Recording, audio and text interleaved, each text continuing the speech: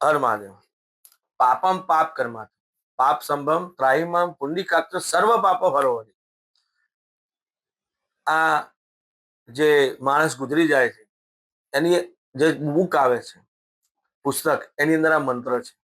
અને આ ઉત્તર ગરુડ પુરાણની અંદર પણ આ મંત્ર છે, અને ઉત્તર ક્રિયાની ચોપડી આવે છે એમાં પણ આ મંત્ર છે. આનો મિનિંગ થાય છે કે પાપમ પાપ કર્મા. આપણે ભગવાનને પ્રાર્થના કરી, હે ભગવાન, હું મનુષ્ય છું, હું પાપ કરું છું ને કરતો રહીશ, અને મારા એટલા બધા પાપો છે, પણ ભગવાન